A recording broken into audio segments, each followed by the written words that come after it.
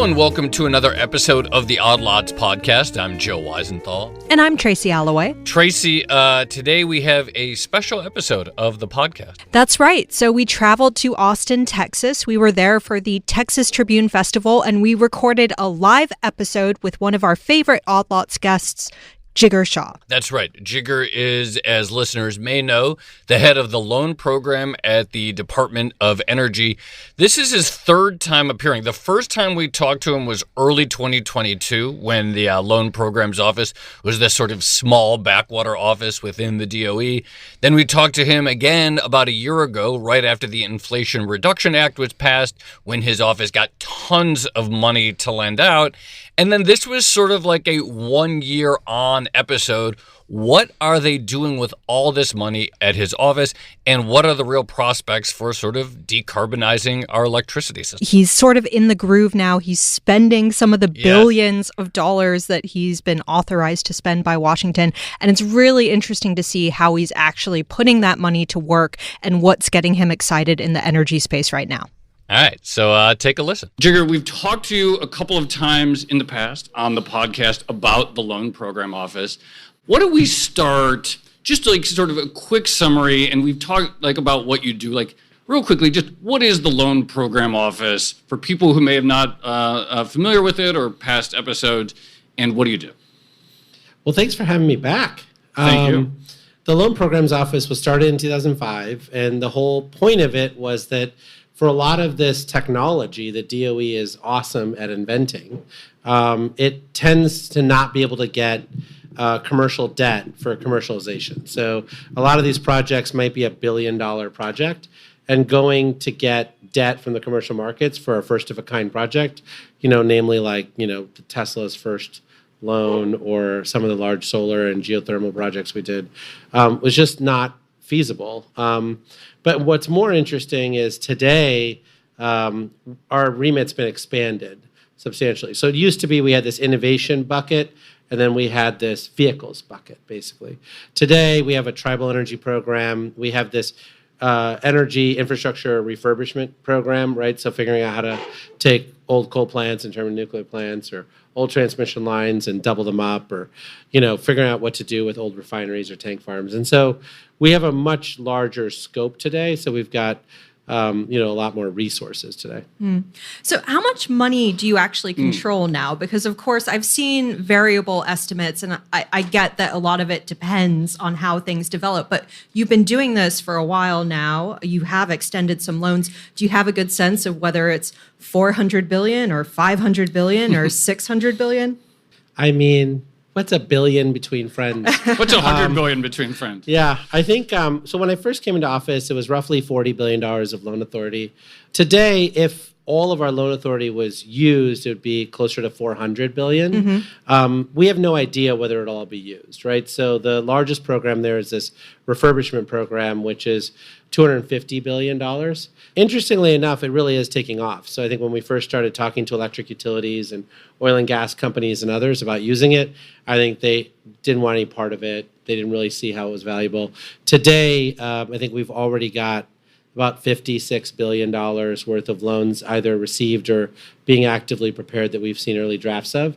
So we are seeing a lot of interest in that program. And so, whether we get to that number or not will be determined on whether that program is successful. Yeah, the first time we ever talked to you, I think it was early 2022, and someone said, Jigar, he's someone you should talk to. He knows about energy. He's sort of an interesting guy and knows about this stuff. And then I think it was like about 3 or 4 months later, and the Inflation Reduction Act passed, and someone's like, that guy, Jigar you talked to, his office just got whatever, $600 billion. Like, So what went from like this sort of, I don't know if backwater is the right word, but fairly like modest division of the Department of Energy, you are now a key player in essentially this massive effort by the Biden administration to decarbonize our energy system.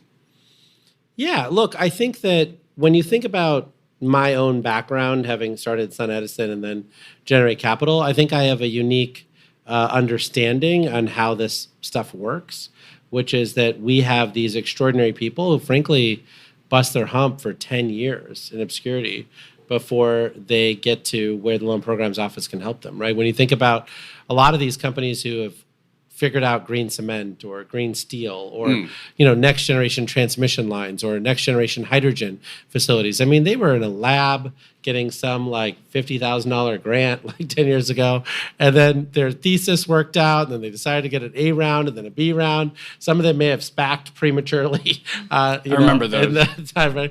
And so, I think that the goal for me is not to, puff myself up, but to recognize that we have all these people, and honestly, the ecosystem that we have in this country to take them from the technology works to connecting it to the American worker, building the facility here, doing all the stuff here, frankly, we haven't done in 40 years here, right? I mean, most of our technologies went to Asia or went to Europe to get commercialized.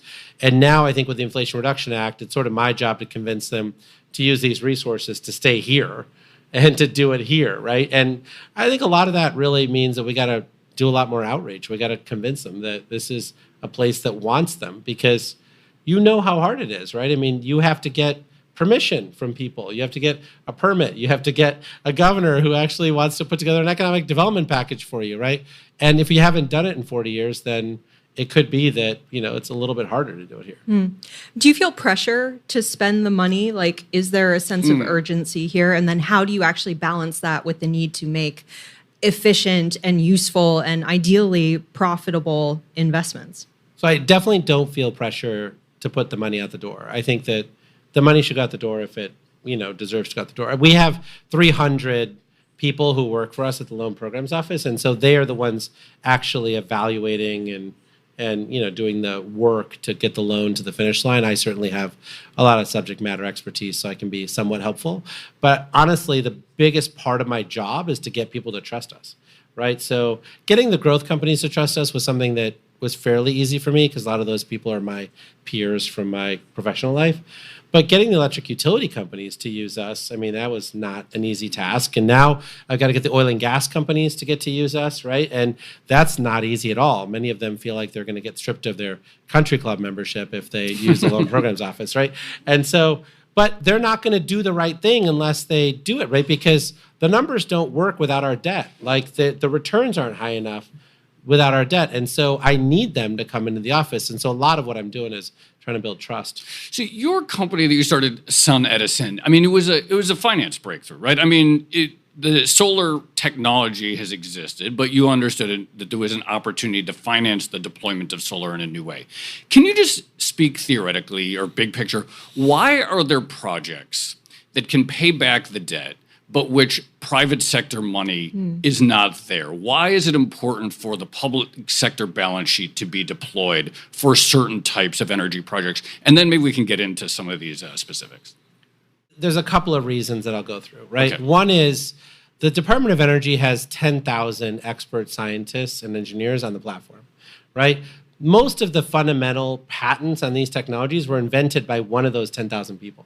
So when you have a methane pyrolysis project like Monolith Materials that we gave a conditional commitment to in 2021, like there's somebody at a national lab who actually invented it. And so when I go to him and I say, hey, what do you think about this thing, right? They're like, yeah, we've done like 18 demonstrations of this project and we think this will work and the way that they're approaching it's going to work, et cetera. There's nobody for JP Morgan to go to for that. They're going to be like, this scares the crap out of me. I'm not going to do this deal. And so you can imagine that there's a lot of technology risk that is perceived by the banks that we can actually manage because we have all these experts on our platform. The other piece of it, though, is that, with the Basel III rules, passing after the global financial crisis, for a lot of these banks, if they don't actually have investment grade offtake agreements for some of these things. Like I'll give you an example, like for a lot of these critical minerals projects, there's no history whatsoever for someone to say, you know what, I'll pay a fixed price for that lithium for 10 years.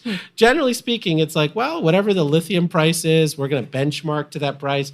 Like lithium has gone down by 45% already this year, right? And so, so the government is actually willing to take that risk because we know that we're going to have all these electric vehicles purchased over the next 10 years. The world's going to be short lithium. So even if in the short term, lithium prices went down, in the long term, you're going to need these resources. Like that formula under a bank's rules, would require a huge amount of tier one capital to be set aside for that loan. So you can imagine them saying, I'm not making investment banking profits on this. I'm not going to use my tier one capital for this, right? Because there's a bit of a friction, right? Because on the other side, you got the Federal Reserve and the OCC commissioners who are saying, that looks like a risky loan. We're going to make you put more tier one capital against it, right? And so there's lots of reasons why you have friction in the marketplace. But before we were active, most of these companies had to 100% equity finance everything, right? They would just have to raise $1 billion in the marketplace and then do that. And you can imagine there's very few companies that could do that. So then we were restricting innovation and restricting its getting commercialized.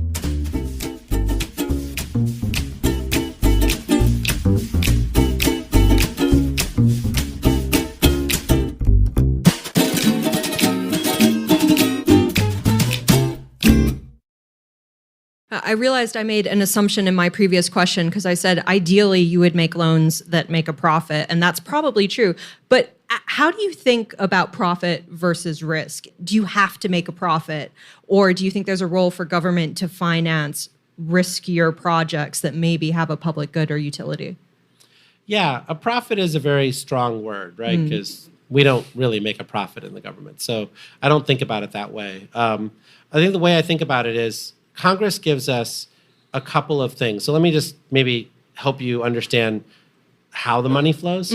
So, when we give somebody a loan, the U.S. Treasury Department theoretically issues bonds, and then we issue that loan. So the U.S. government has to pay back those bonds, and so there's a certain cost to the U.S. government of that thing. So if I'm charging someone U.S. Treasuries plus 37.5 basis points, which is a lot of our loans are at that rate, then the money I'm getting in for the U.S. Treasury bond coupon, I'm not viewing as profit per se, because that's just going back out the door to investors. So it's the 37.5 basis points that, was coming in above hand, right? Separately, the U.S. Congress gives us something called credit subsidy. And what we use that for is to put a loan loss reserve in place. So I might say, like, our average loan is rated B minus, right? What you guys would call junk bonds. So like, by definition, when we issue the loan, we are saying that it will likely have a default, right? Of, let's say, maybe a 12% risk of default or a 22% risk of default, but it's not a 1% risk of default. And so then we put that much money to the side in a loan loss reserve. So the Congress is saying you have this amount of money to quote unquote lose, right? And that's the money that they allocate through a budget process. And what we've averaged to date is that we put aside $5 in loan loss reserve for every dollar of actually like realized losses we've had. So we put together roughly $5 billion of loan loss reserves, and we've lost about $1.03 billion total. And so from that perspective, that's, $4 billion that the Congress gave us to quote unquote lose, that we didn't lose, and that we returned back to the taxpayer. So, but I mean, the other way I think about it, right? So that's strictly answering your question. But the other way I think about it is, it is clearly the case that Tesla is the best electric vehicle company in the world. Clearly. And they will fully admit that there is no chance that they would have gotten the Model S off the ground without our loan. And so what's it worth to dominate these industries into the future? Not just electric vehicles, which happened in the first iteration there, but in the future, right? When you look at methane pyrolysis, what they do is they take natural gas, they split it into hydrogen and carbon. Carbon, black, is something you need to make tires. Even electric vehicles use tires. And so we need to use that, right? And so right now, the largest exporter of carbon black in the world is Russia, right? If this works, which I'm pretty sure it will, we will be the largest exporter of carbon black in the world, right? And that's a really important market for us to dominate, right? So the question really is like, yes, there's, being good with taxpayer money, but the other piece is actually reaching real outcomes. All right, so we've covered in the very broad strokes the bank that you basically run within the Department of Energy. Zooming out as part of this whole project, and we're here in Texas, in Austin, at the Texas Tribune Festival. This is a state, of course, where energy and the grid has been in the news a lot in the last few years. And it seems to me like when we think about the grid, well, a few years ago, most of us weren't even thinking about the grid. We just sort of took it for granted. It just worked. Over the last few years in various states, we've had these problems. people want, right, cheap electricity, they want reliable electricity, and increasingly clean electricity. Can we have all three? We're delivering all three. I mean, look at Texas, right? Texas is the ground zero here, right? You're talking about the state that has installed more wind power and more solar power over the last 5 years than any other place in the entire country. I think it's number one in the country in wind and number two in the country in solar, and will be number one in the country in solar in 18 months. It's also number one in the country on an ongoing basis in installing battery storage, right? I mean, it's also the one that's actually piloting these virtual power plants, where there were Tesla Electric customers this last summer who had negative $600 bills because they were selling power from their power walls into the marketplace at $5 a kilowatt hour when market prices dictated it. And so they were helping their neighbors, right? And so that is not allowed in California. That is allowed here. So when you think about the level of innovation happening in Texas right now, it is at an all-time high. And, I think that part of it is because Texas needs that level of innovation, right? I mean, their natural gas fleet didn't perform as well as they wanted it to during, Uri and then some of the other issues. So they've recognized that they need to diversify where the electricity comes from, which is why they're building so much solar and wind. But also, they've decided to put 2 new semiconductor plants here in Texas. They have all this growth. All these companies are deciding that Texas is where they want to build stuff. If you fly into DFW Airport, there's all these roads, and you're like, where are the houses? They're coming in the next 18 months. There's so much load growth here. So now the question really becomes, how do we build the grid of the future? And they're figuring that out here in Texas. It's pretty exciting. Well, setting the great state of Texas aside, and we are recording this live in Austin, so I feel like I should describe it that way.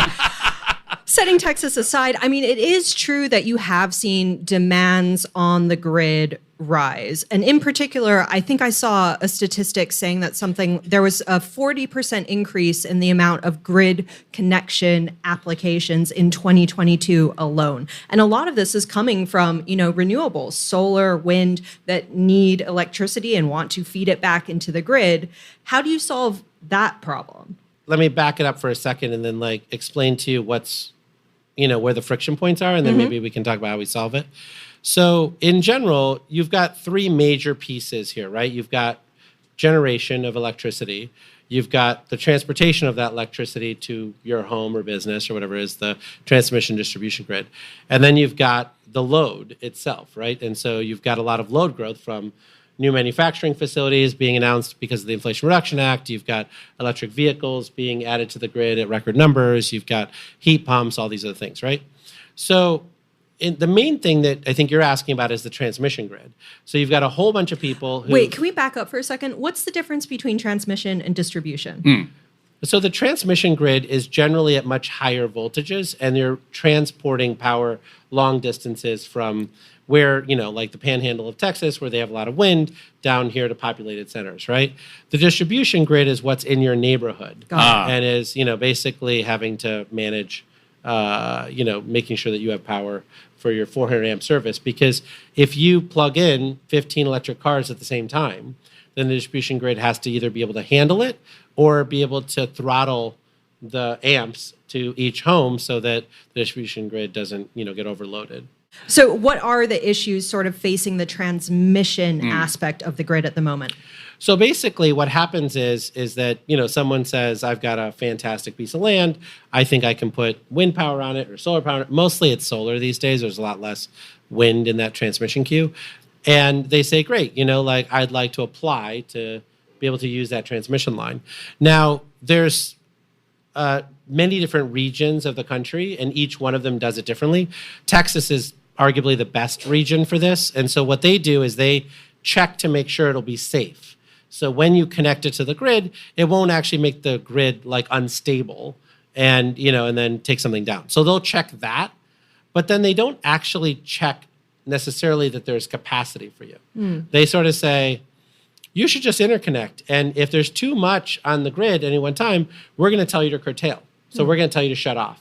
And, you can imagine you're not making any money when you shut off, right? And so, but Texas is like, that's your problem. And then separately, they actually calculate really well what the loss to ratepayers are for that congestion, right? So if there's not enough transmission capacity, then the coal plant that's next to somebody's house has to turn on and be used more. That's more expensive. They say, oh, if there was enough transmission capacity, then that would have been cheaper and better, right?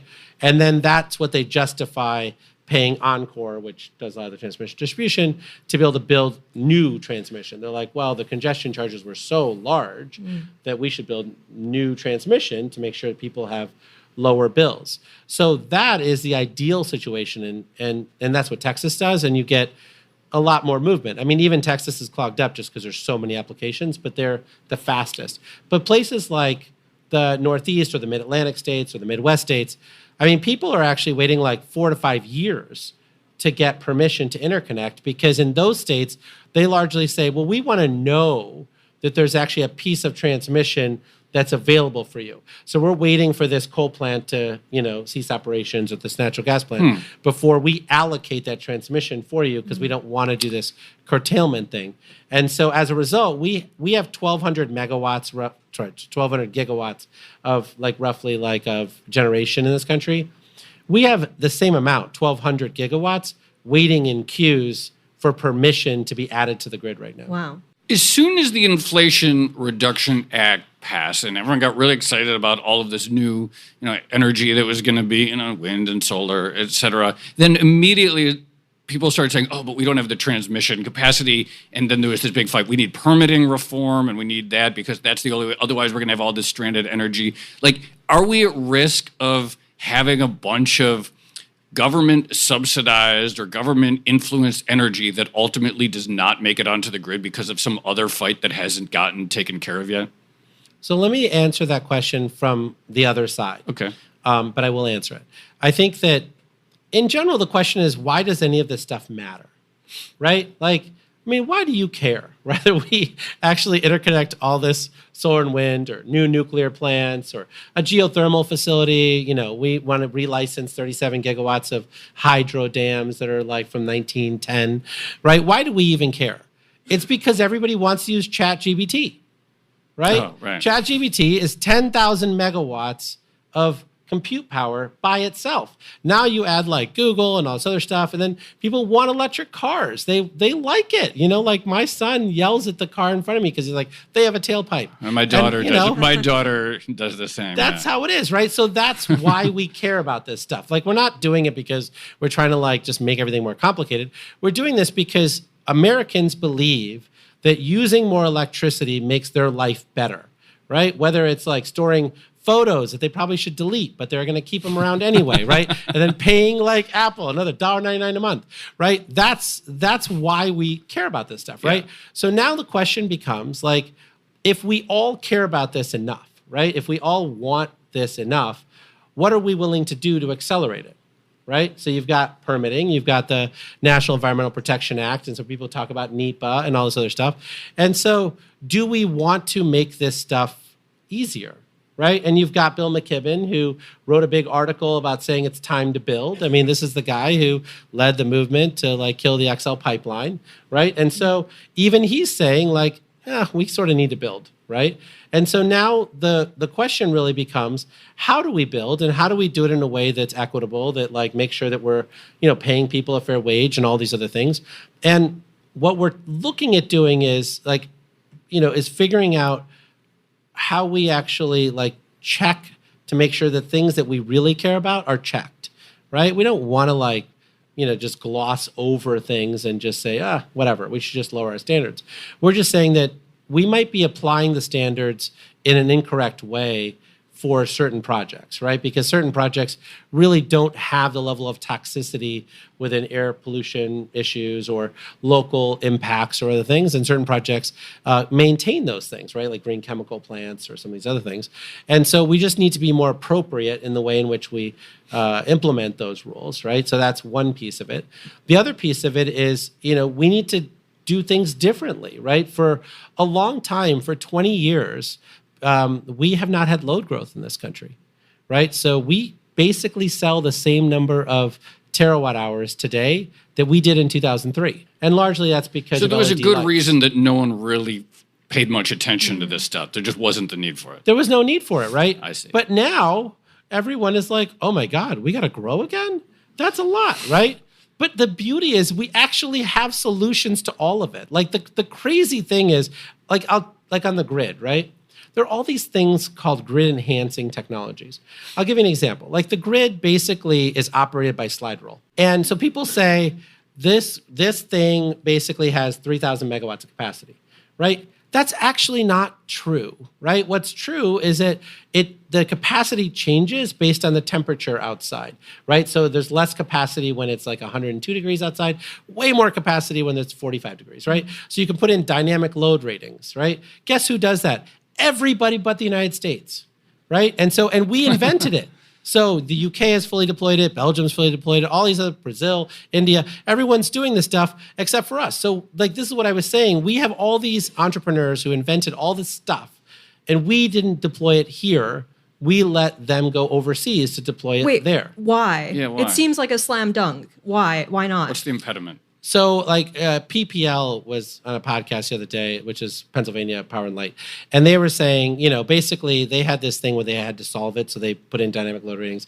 It was only like $900,000 to do it, but it saved $50 million of upgrades. And they were like, we make money to deploy dollars. Like this was a terrible decision for our shareholders. We did it because there was no other way for us to upgrade that line. And we had a customer that really needed it. And so to upgrade the entire United States of America with grid enhancing technologies to unlock 30% more transmission capacity would cost a total of $3 billion. Let's do it. Right? But you have like all these competing interests of people who are like, but Jigar, I was going to spend $23 billion to upgrade the transmission grid. That was going to be rate base for my shareholders. Why would I want the $3 billion? But you know what? All of that is evaporating away today because they're all just saying we can't keep up with load growth. So we'll do the $3 billion and we'll invest even more money because a lot of our stuff's 50 years old. So we kind of have to like replace it anyway. And so all of these traditional like loggerheads that we've been at for 20 years is really going away because people know that we need both. I'm going to take a cue from a member of the audience and ask, like, how much interest do you see from the utilities themselves when it comes to your loan program? Are they knocking at your door or is there still a lot of reticence? So when the Inflation Reduction Act first passed, we got this, energy refurbishment sort of program. And, I reached out to them all and they said, Jigar, we can raise money ourselves. We don't need to use your program. We're never going to use your program.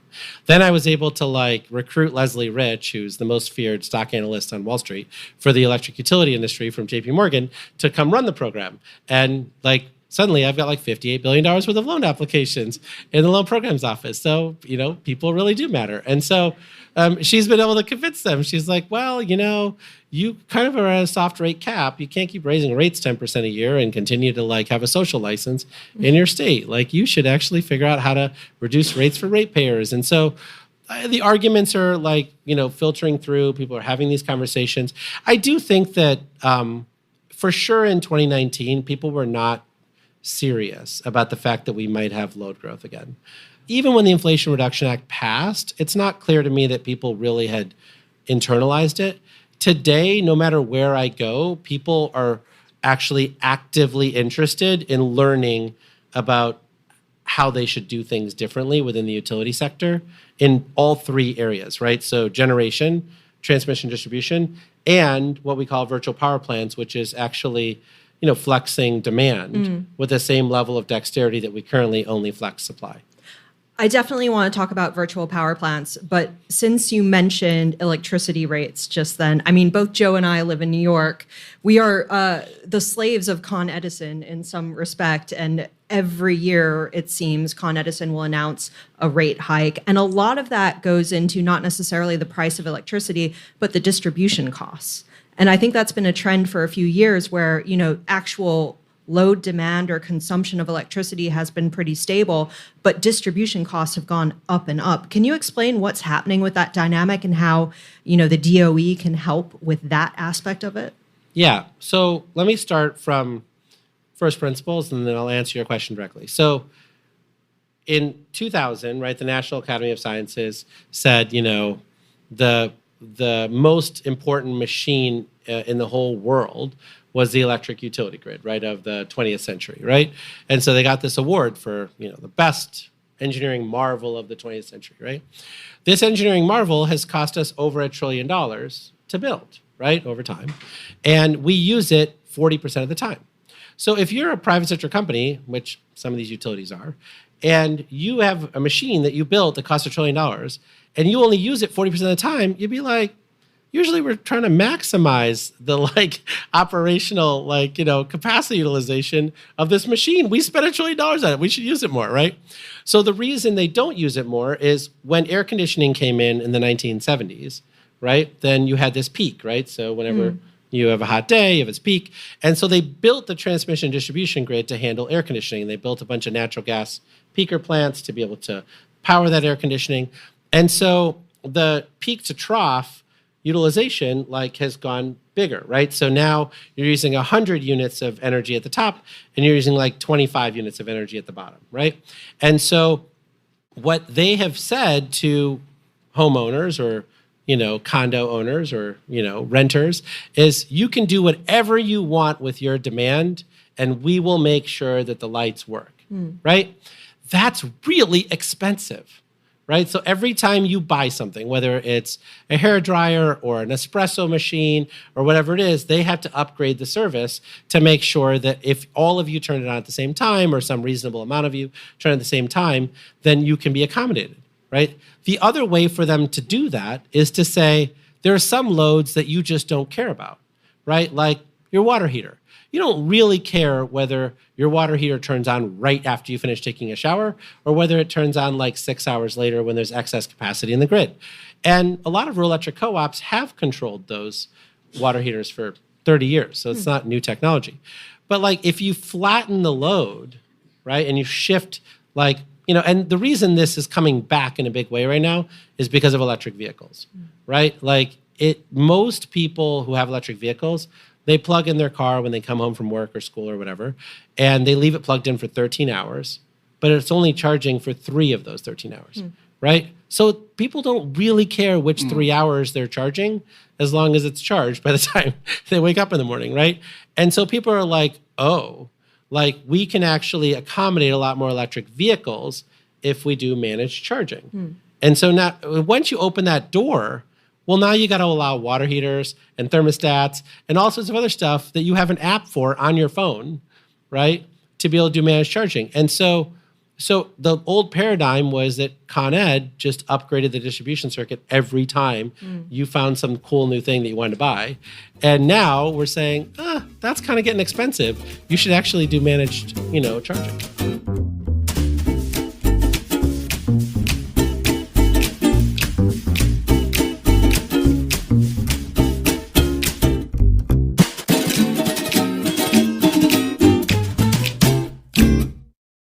So we're about halfway done with our time with you here, and I want to get into some of the specific source of generation. We should talk a little wind and nuclear and all that. But before we do, there's this critique of the way infrastructure in the U.S. has developed these days, particularly under the Biden administration. And the critique is basically, okay, we have this mission to decarbonize the grid, add capacity, all that, but that the administration adds all these other requirements, social requirements. Oh, the companies have to provide childcare and they have to do this or that. All these other things that maybe didn't make it into the bill and maybe other progressive or liberal interests want to squeeze it in somehow to how we build out. And they're like, oh, we're never going to accomplish these goals of decarbonization if the companies building this or that also have to satisfy X, Y, and Z, sort of liberal wish list, progressive dreams of whatever it is. Do you see that in your day-to-day, that this is an impediment, that things that are not directly related to building and electrification get in the way of new construction? No. So in general, I'd say that we have statutory requirements, right? So for our office, you have to pay Davis-Bacon wages for construction. You have to use this thing called the Cargo Preference Act. But other than that, there are no other requirements of my office. And so we don't impose any other requirements onto, our applicants. Now, that being said, remember, we haven't done this in 40 years, right? It's not like the United States of America has been like building manufacturing facilities, brand new manufacturing facilities for 40 years. We haven't. And so, yesterday I was in Georgetown, Texas. One of our companies, CellLink, right, is building their facility up there. They make these extraordinary wire harnesses for electric vehicles that are like 95% less weight, which is amazing. But, the thing is, and you would think wire harnesses are things that, you can only make in low-wage countries around the world, but they have this innovative process, and so they can make it here in Georgetown, Texas. We asked them to put together a meeting, right, for, workforce. They have to hire about 1,000 people, and so, how are you going to do that? Where are you going to go, et cetera, et cetera. There were a lot of people who came, and, we facilitated a conversation. There's no mandate there. I wasn't suggesting that they had to hire, a good mix of this group or that group or whatever it is. It's more like, let's have a conversation, right? It was very clear to me that most of the people in that room were so appreciative of CellLink creating 1,000 jobs in that community, but had never had the chance to provide CellLink any feedback about how they might recruit better, right? Now, that's not because CellLink's a bad company. Right? CellLink's a startup company that probably almost went bankrupt like 3 times. And, thank their lucky stars that they got the capital when they needed to actually get to this point. And now they're building a factory. They're like the American dream. So I'm not surprised that the number one thing that he's working on is not figuring out his workforce issues, right? The number one thing he's working on is making sure that the Chinese don't steal his technology and that he's continuing to succeed on this stuff, right? And so he came up after me. His name is Kevin Coakley, and he's great. And he said, Jigar, this was super helpful. I want to do right by these folks in the community. I want to actually meet all these people, et cetera, et cetera. And so it was a good conversation. I didn't force him to hit some sort of metric or do this thing or whatever else. But, in general, what I find is all of the people participating in the Loan Programs Office are Americans who are quite proud of their country. They want to do right by their workers. They want to do right by the communities that they're in, et cetera. But it's not surprising to me that they're not experts in that part of, building a company. They're experts in their technology. And so we do facilitate good conversations. I'll give you one more story.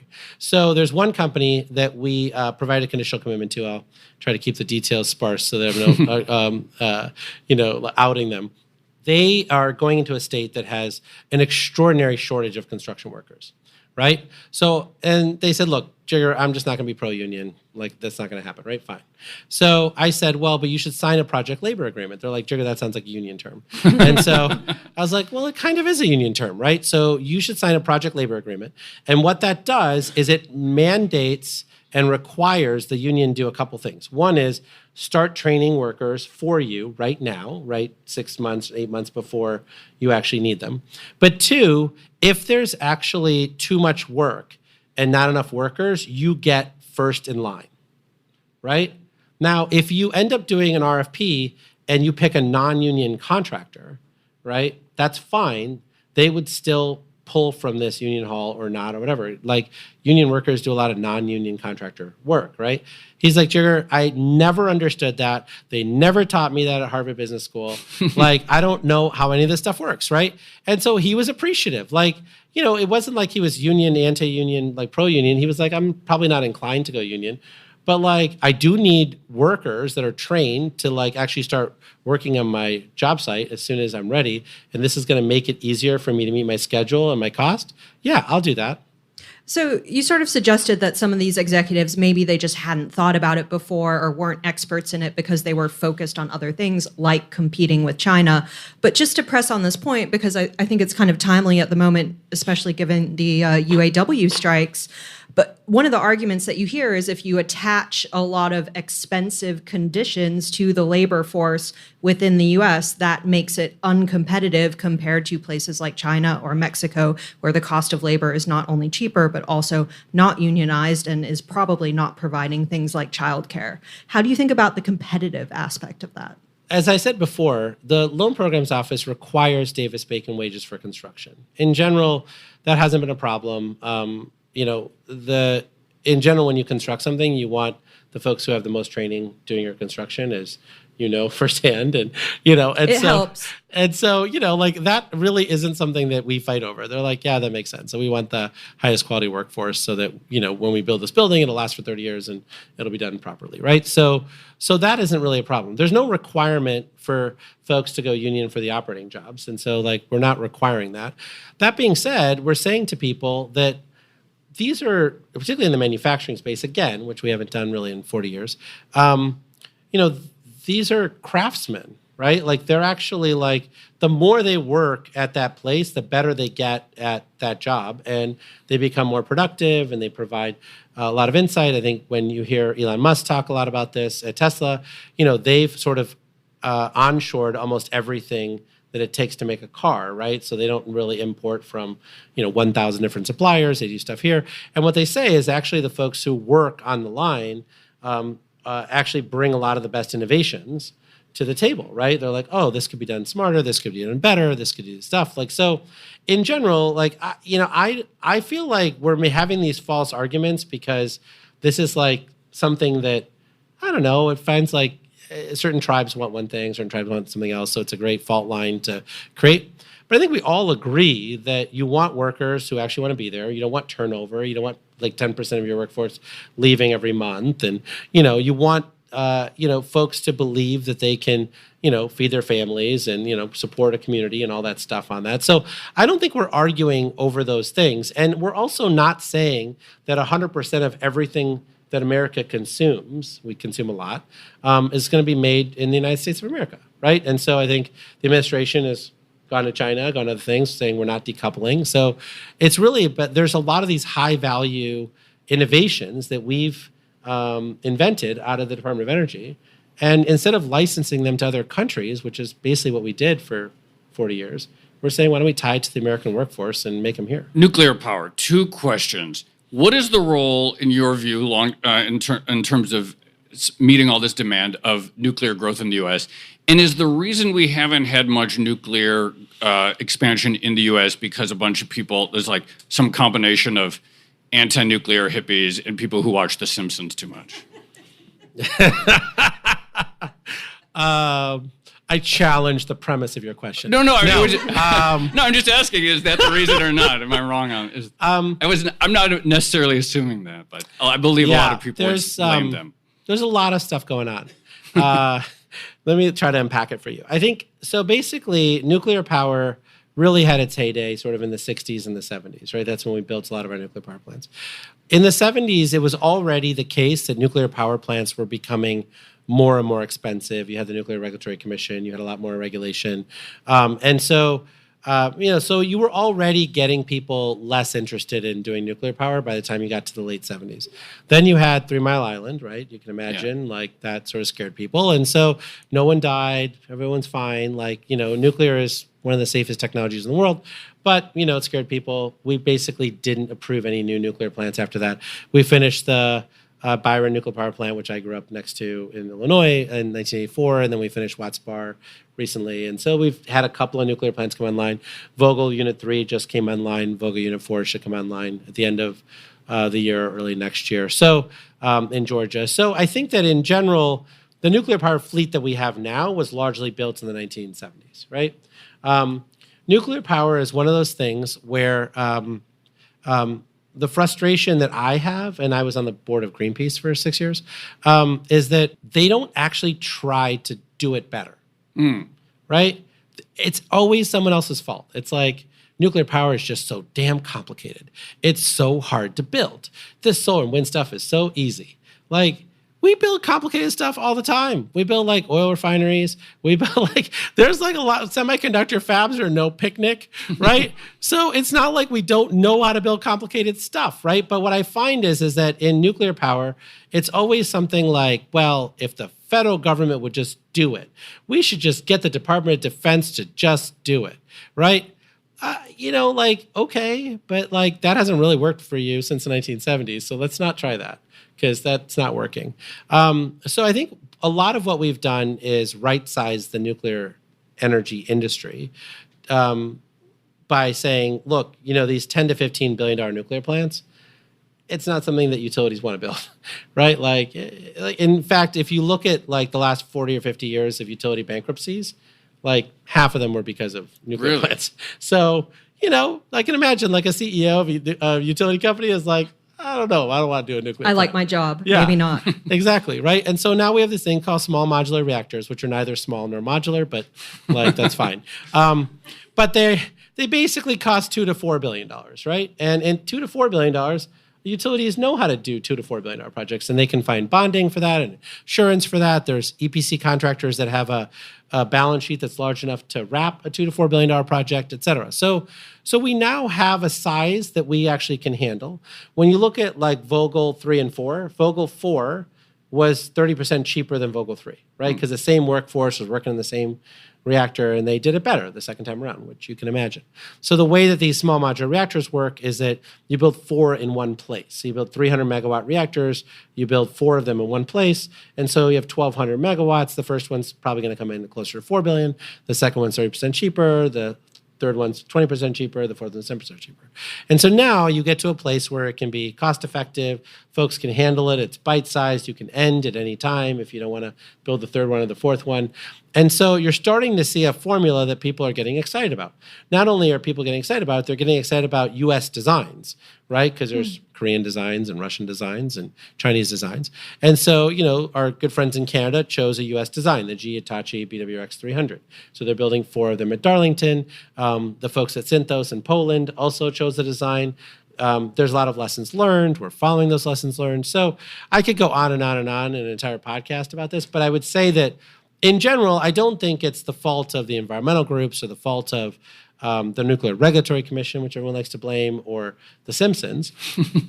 I think it's the fault of the nuclear energy industry to not say, look, modern finance works this way, right? Modern utility CEOs work this way. Modern public service commissions work this way. Let's create a product that actually works within the framework that we have in the United States of America.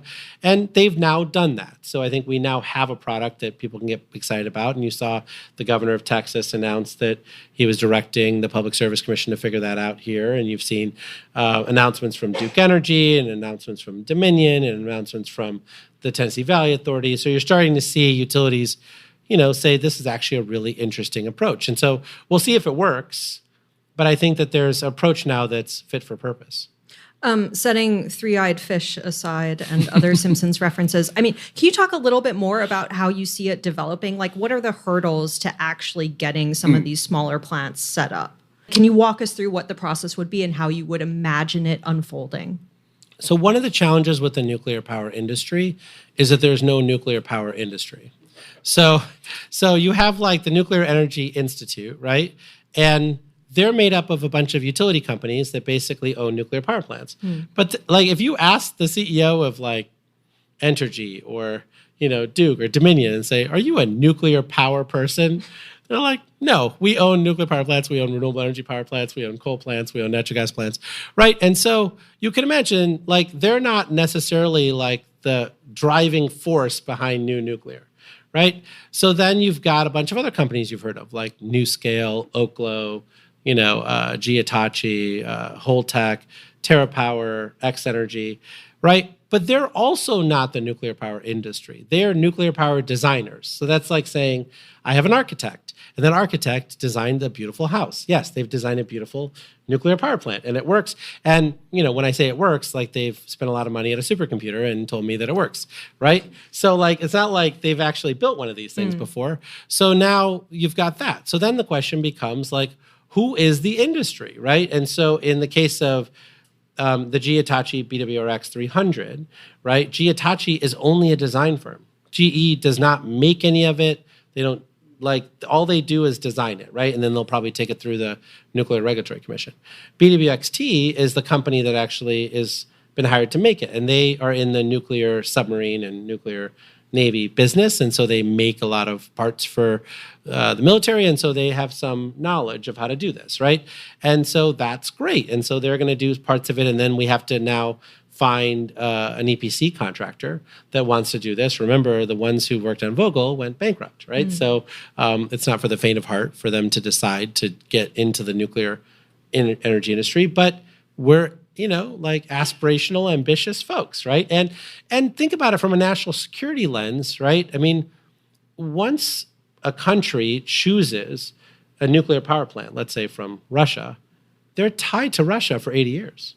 You can imagine the national security complex with the United States would rather that country pick a U.S. design and tie them to the United States for 80 years.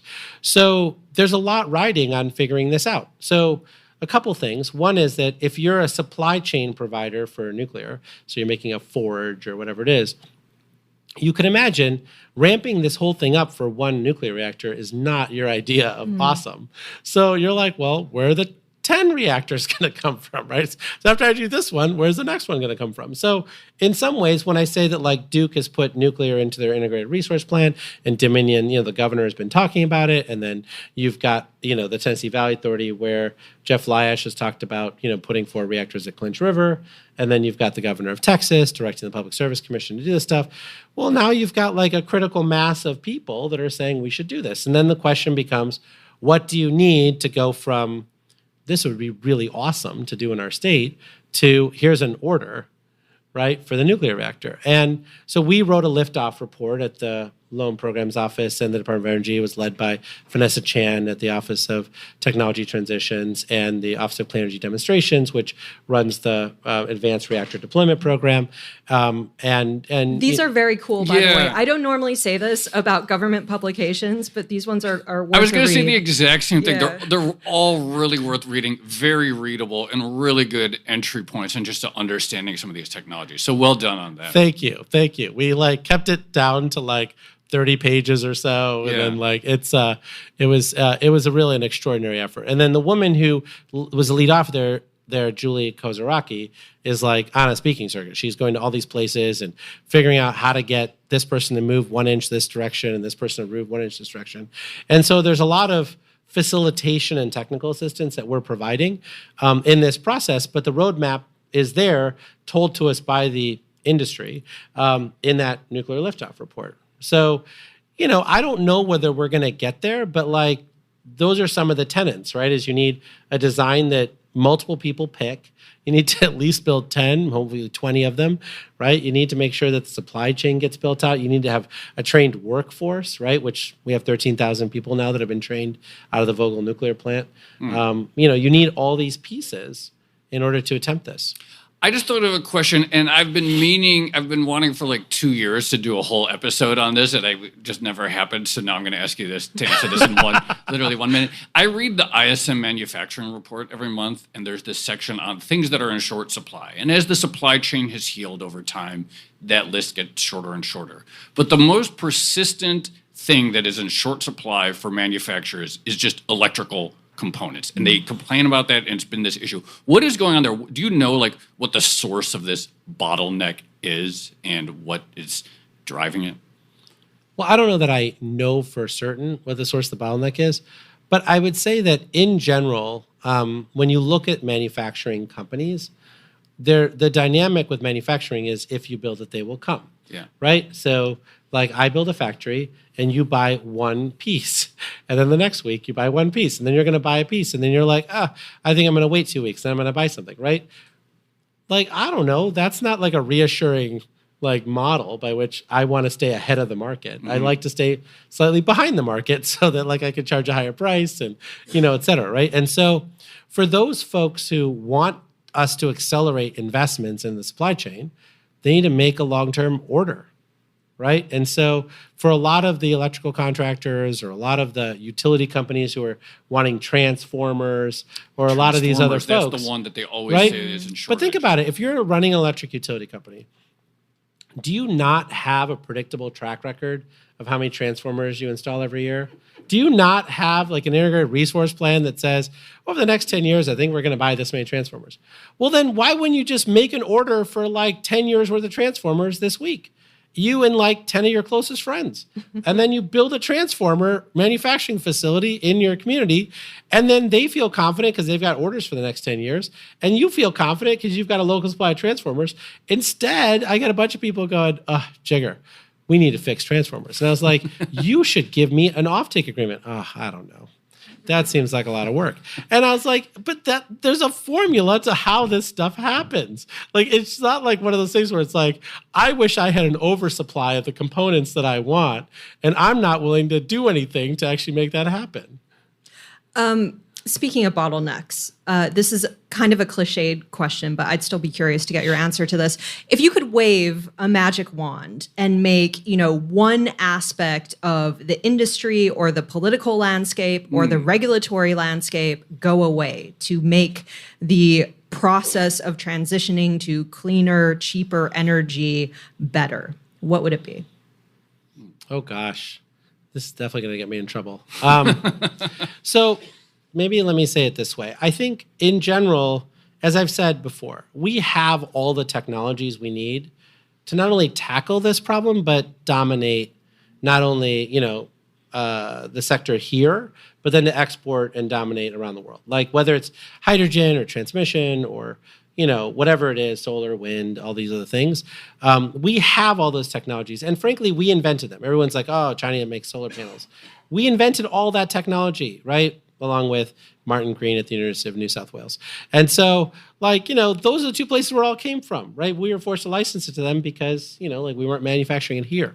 And so one of my big challenges is that as we learn to build again, what we did in the 1970s is basically divorce all politicians from knowledge in this area, right? So all politicians basically have an airport authority. It's very diplomatically put, by the way. Right?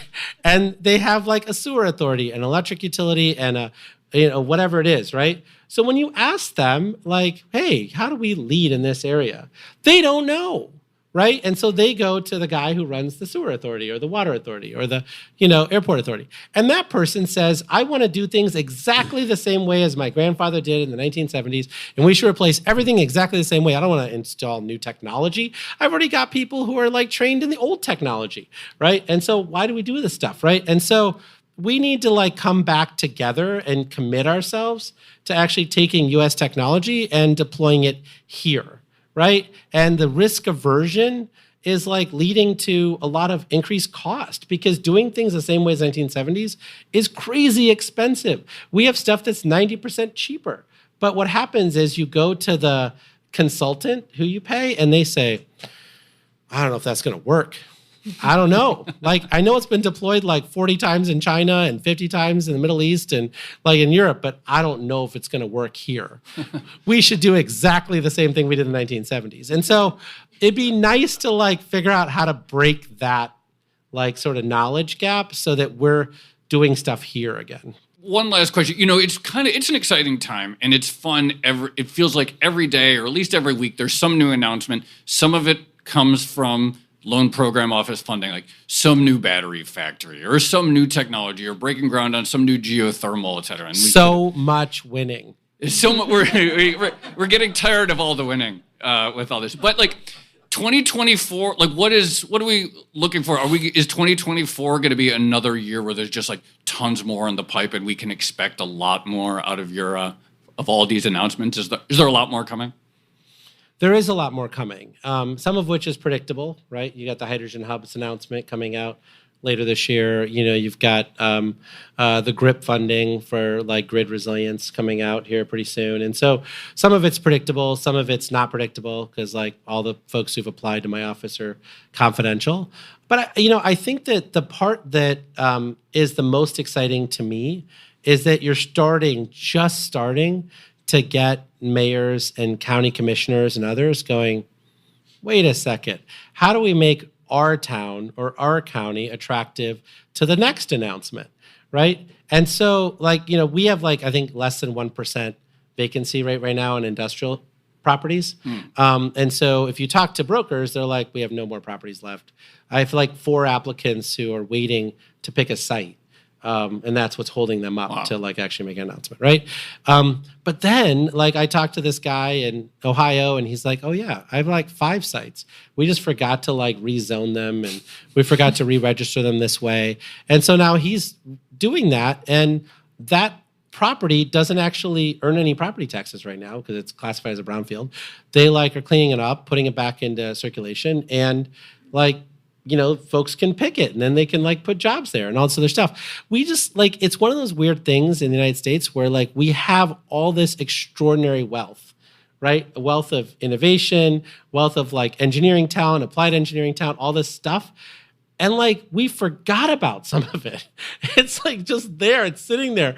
And like, so like, there's all these pieces that we have to get out. So part of what's going to make next year so successful is not just the announcements around, the funding opportunities and that kind of stuff, but also all these micro decisions that are being made by local towns and communities going, wait a second, you're saying that piece of property that's just been sitting there is actually like an asset?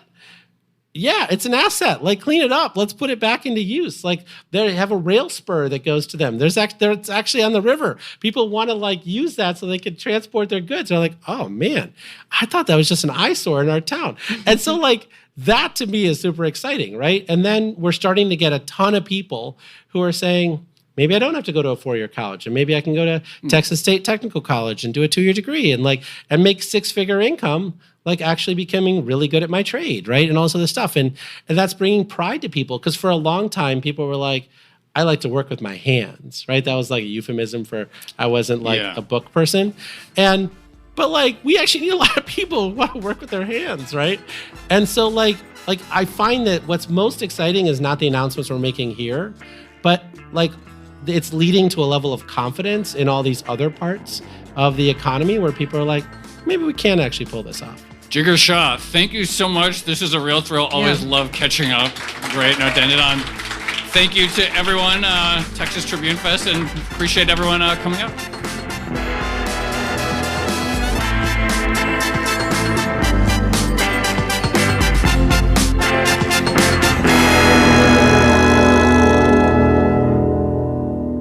That was our conversation with Jigar Shah. I'm Joe Weisenthal. You can follow me at The Stalwart. And I'm Tracy Alloway. You can follow me at Tracy Alloway. Follow Jigar at Jigar Shah DC. Follow our producers, Carmen Rodriguez at Carmen Armin and Dashel Bennett at Dashbot. And a special thanks to Moses Andam. Follow all of the Bloomberg podcasts under the handle at Podcasts. And for more Odd Lots content, go to Bloomberg.com/oddlots, where we have a blog, we post transcripts, and we have a newsletter. And if you enjoyed this episode and you want to chat about it with fellow listeners, go to discord.gg/oddlots. We have an energy room. We have a climate room in there. Lots of fans of Jigar in there. So people will be discussing this one for sure.